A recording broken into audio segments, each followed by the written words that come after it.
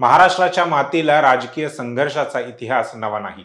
छत्रपती शिवरायांच्या या भूमीत गनिमी कावा आणि राजकीय डावपेच अनेकदा पाहायला मिळाले. परंतु 2026च्या पूर्वार्धात देशाच्या संसदेपासून ते महाराष्ट्राच्या गल्लीबोळापर्यंत ज्या राजकीय घडामोडी घडल्या आहेत त्याने देशाच्या लोकशाहीला आणि संविधानाला एका नव्या वळणावर आणून उभे केले आहे. शिवसेना पक्षप्रमुख उद्धव ठाकरे यांच्या नेतृत्वातील शिवसेना उद्धव बाळासाहेब ठाकरे पक्षाचे 9 खासदार लोकसभा निवडणुकीत निवडून आले. या 9 खासदारांपैकी तब्बल 6 खासदारांनी अचानक बंडखोरी करत उपमुख्यमंत्री एकनाथ शिंदे यांच्या नेतृत्वातील शिवसेनेत अधिकृतपणे प्रवेश केला. या राजकीय बंडाला सत्ताधाऱ्यांनी नाव दिलं ऑपरेशन टायगर. ठाकरे यांच्या वाघांना आपल्या पिंजऱ्यातून खेचून आणण्याचा दावा शिंदे गट व भाजप करत असतानाच आता या प्रकरणात एका अत्यंत मोठ्या आणि कायदेशीर ट्विस्टची एंट्री झाली आहे.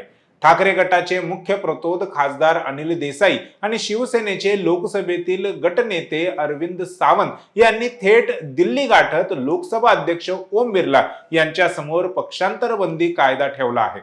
ठाकरे गटाचा दावा असा आहे की तुम्ही 2/3 खासदारांचा आकडा दाखवून पक्षातून बाहेर पडू शकता, परंतु जोपर्यंत मूळ पक्ष दुसऱ्या पक्षात विलीन होत नाही तोपर्यंत तुमचे खासदार पद वाचू शकत नाही. त्यामुळे हे 6 खासदार अपात्र होणारच. दुसरीकडे या संपूर्ण ऑपरेशन टायगरचे पडद्यामागचे सूत्रधार राज्याचे मुख्यमंत्री आणि भाजपचे बडे नेते देवेंद्र फडणवीस असल्याचा खळबळजनक दावा सूत्रांकडून केला जात आहे. पावसाळी अधिवेशनापूर्वी फडणवीसांनी केलेले एक विधान ऑपरेशन यशस्वी झालंय आणि रुग्ण पूर्णपणे बरा आहे याने या राजकीय षडयंत्रावर शिक्कामोर्तब केल्याची चर्चा आहे.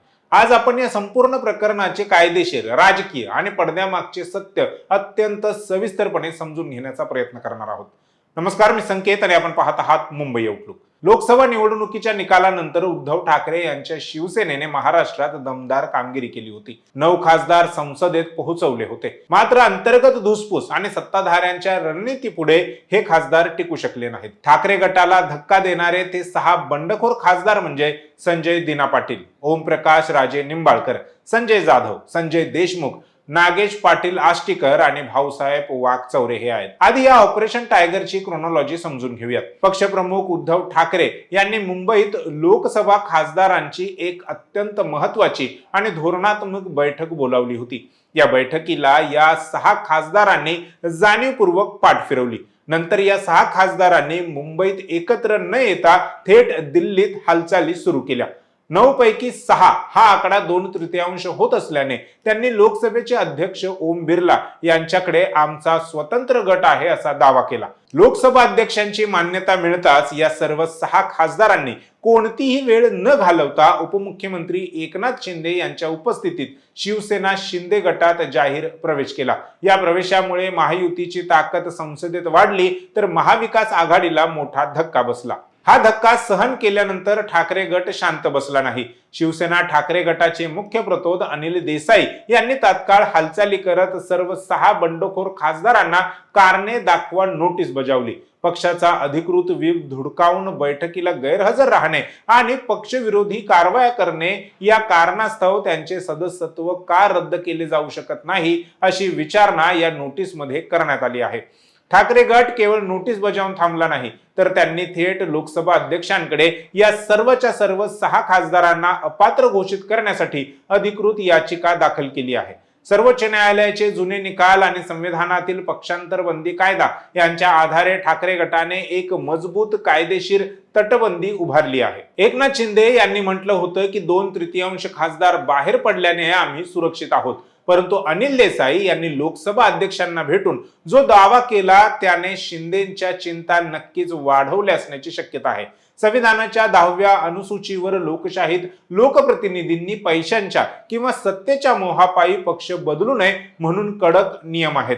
पूर्वी केवळ 1/3 सदस्य फुटले तरी चालत होतं, परंतु 2003च्या 91व्या घटनादुरुस्तीनंतर हा नियम बदलून 2/3 करण्यात आला. खासदार अनिल देसाई यांनी लोकसभा अध्यक्ष ओम बिर्ला यांच्याशी झालेल्या चर्चेनंतर माध्यमांना सांगितलं की जरी शिंदे गटात जाणाऱ्या खासदारांचा आकडा हा 2/3 असला आणि त्यांनी वेगळ्या गटाचा दावा केला असला तरी शिवसेना उद्धव बाळासाहेब ठाकरे हाच मूळ आणि ओरिजिनल पक्ष आहे. संविधानाच्या 10व्या अनुसूचीनुसार केवळ विधिमंडळ किंवा संसदीय पक्षात फूट पडल्याने अपात्रता टळत नाही. जर मूळ पक्ष एखाद्या दुसऱ्या पक्षात विलीन होत असेल तरच त्या विलिनीकरणाला एकूण लोकप्रतिनिधींपैकी 2/3 लोकांचा पाठिंबा लागतो. या युक्तिवादाचा सोपा अर्थ असा आहे की जर उद्धव ठाकरे यांनी स्वतः आपली शिवसेना एकनाथ शिंदेच्या शिवसेनेत किंवा भाजपमध्ये विलीन केली असती तर या 6 खासदारांना अपात्रतेपासून संरक्षण मिळाले असते. परंतु इथे मूळ शिवसेना उद्धव बाळासाहेब ठाकरे स्वतंत्रपणे अस्तित्वात आहे, पक्ष विलीन झालेला नाही. त्यामुळे तुम्ही केवळ संसदेतील संख्याबळ दाखवून दुसऱ्या पक्षात प्रवेश करू शकत नाही.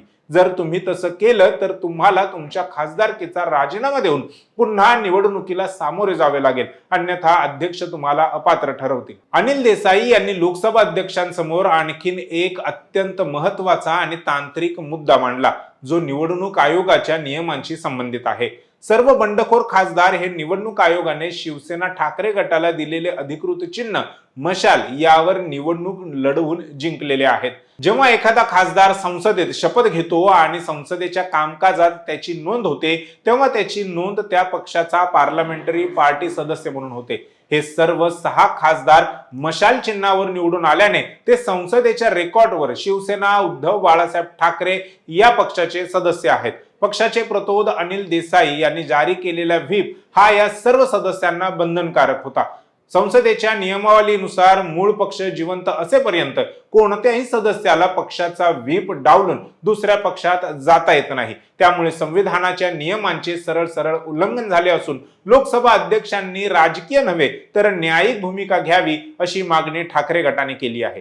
लोकसभा अध्यक्षांनीही या 10व्या अनुसूचीतील तरतुदींची गंभीर नोंद घेतली असल्याचा दावा देसाई यांनी केला आहे. राजकारण जितकं कायद्याच्या पुस्तकात चालतं तितकंच ते पडद्यामागच्या हालचालींवर देखील चालत असतं. या संपूर्ण फोडाफोडीच्या मागे नक्की कोणाचा मेंदू होता, कोणाची रणनीती होती यावरून आता पडदा उठू लागला आहे. सूत्रांकडून मिळालेल्या माहितीनुसार या संपूर्ण ऑपरेशन टायगरची A to Z जबाबदारी दुसऱ्या कोणाकडेही नसून राज्याचे मुख्यमंत्री देवेंद्र फडणवीस यांच्याकडेच होती. महाराष्ट्राच्या राजकारणात भाजपवर पुन्हा एकदा शिवसेना फोडल्याचा गंभीर आरोप होतोय.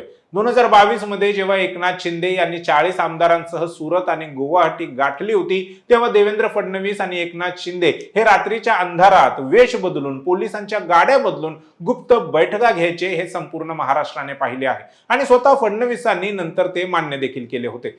अगदी तशाच प्रकारे 2026च्या या लोकसभा खासदारांच्या फोडाफोडीतही त्याच पॅटर्नचा वापर करण्यात आला. खासदारांना मुंबईतून हलवणे, दिल्लीत त्यांच्या निवासाची व्यवस्था करणे, तिथून त्यांना राजस्थानच्या जयपूरमध्ये हलवणे, लोकसभा अध्यक्षांच्या भेटीची वेळ निश्चित करणे या सर्व गोष्टींची सूत्र पडद्यामागून भाजपच्या सर्वोच्च नेत्याद्वारे चालवली जात होती. राजकीय वर्तुळात कोणत्याही नेत्याचे विधान हे विनाकारण येत नाही. महाराष्ट्र विधिमंडळाचे पावसाळी अधिवेशन सुरू होण्यापूर्वी देवेंद्र फडणवीस यांनी माध्यम प्रतिनिधींशी बोलताना एक सूचक विधान केलं होतं. ते म्हणाले होते की ऑपरेशन यशस्वी झालंय आणि रुग्ण पूर्णपणे बरा आहे. ऑपरेशन यशस्वी आहे आणि बॉडी एकदम सुदृढ आहे. या विधानाने महाराष्ट्राच्या राजकीय विश्लेषकांच्या भुवया उंचावल्या होत्या. या विधानाचा थेट संबंध ऑपरेशन टायगरशी जोडला जात आहे. ठाकरे गटाचे 6 खासदार फोडणं आणि महाविकास आघाडीला खिळखिळी करणं म्हणजेच ऑपरेशन टायगर. लोकसभा निवडणुकीत महाराष्ट्रात महायुतीला फटका बसला होता, त्यामुळे महायुती बॅकफूटवर गेली होती. ठाकरे गटाचे 6 खासदार आपल्या गोटात ओढून महायुतीने संसदेत महाराष्ट्राच्या महायुतीची ताकद वाढवलेली आहे. फडणवीसांच्या या एकाच विधानावरून हे स्पष्ट होते की या ऑपरेशनची सगळी सूत्र भाजपच्या प्रयोगशाळेतच तयार झाली होती. आता या संपूर्ण देशाचे लक्ष लोकसभेचे अध्यक्ष ओम बिर्ला यांच्या भूमिकेकडे लागलेले आहे. हे प्रकरण जेव्हा लोकसभा अध्यक्षांसमोर चालवलं जाईल तेव्हा त्यांच्या समोर काही प्रमुख आव्हानं असतील. त्यातलं पहिलं आव्हान असेल सर्वोच्च न्यायालयाचे आधीचे निकाल. सर्वोच्च न्यायालयाने महाराष्ट्राच्याच विधानसभा आमदार अपात्रतेच्या प्रकरणात स्पष्ट केलं होतं की लेजिस्लेटिव्ह पार्टी आणि मूळ पॉलिटिकल पार्टी हे 2 वेगवेगळे भाग असतात. विधिमंडळ पक्षातील बहुमताच्या जोरावर मूळ पक्षावर दावा सांगता येत नाही. लोकसभा अध्यक्षांना या निकालाचा आदर करावाच लागेल. दुसरं आव्हान असेल ज्युडिशियल रिव्ह्यू. जर लोकसभा अध्यक्षांनी बंडखोर खासदारांच्या बाजूने निकाल दिला तर ठाकरे गट गप्प बसणार नाही. ते तात्काळ सर्वोच्च न्यायालयात धाव घेतील. सर्वोच्च न्यायालय या प्रकरणाची स्क्रुटिनी करू शकते. आणि तिसरं आव्हान असेल वेळेचा खेळ. सहसा अशा अपात्रतेच्या प्रकरणांवर निर्णय घेण्यासाठी अध्यक्ष बरेच महिने किंवा वर्ष लावतात. हा वेळेचा अपव्यय बंडखोर खासदारांच्या पथ्यावर पडू शकतो, कारण तोपर्यंत लोकसभेचा कार्यकाळ पुढे सरकत राहील. कायद्याची लढाई कोर्टात आणि संसदेत लढली जाईल यात काहीच शंका नाही. वकिलांची युक्तिवाद होतील, संविधानाच्या पानापानांवरून अर्थ काढले जातील, परंतु या संपूर्ण राजकारणामुळे महाराष्ट्राची जनता मात्र चक्रावून गेली आहे. 2022 मधील आमदारांची फूट आणि आता 2026 मधील खासदारांची फूट यावरून एक गोष्ट स्पष्ट आहे की महाराष्ट्रातील राजकीय स्थैर्य हे पूर्णपणे धोक्यात आलं आहे. उद्धव ठाकरे यांच्या पक्षाला सहानुभूती मिळणार की एकनाथ शिंदे आणि देवेंद्र फडणवीसांचे ऑपरेशन टायगर त्यांना आगामी विधानसभा किंवा पुढील निवडणुकांमध्ये यश मिळवून देणार? अनिल देसाई यांनी आणलेला कायदेशीर ट्विस्ट जर खरा ठरला तर या 6 खासदारांना आपली खासदारकी गमवावी लागू शकते. आणि जर असं झालं तर हे ऑपरेशन टायगरचे मोठे अपयश मानले जाईल. परंतु जर अध्यक्षांनी शिंदे गटाचा दावा मान्य केला तर ठाकरे गटाला पुन्हा एकदा न्यायालयाच्या पायऱ्या चढाव्या लागतील. राजकारणाच्या या बुद्धिबळाच्या पटावर आता पुढची चाल कोणती असणार? रुग्ण पूर्णपणे बरा झालाय की कायद्याच्या इंजेक्शनमुळे तो आजारी पडणार हे येणारा काळच ठरवेल.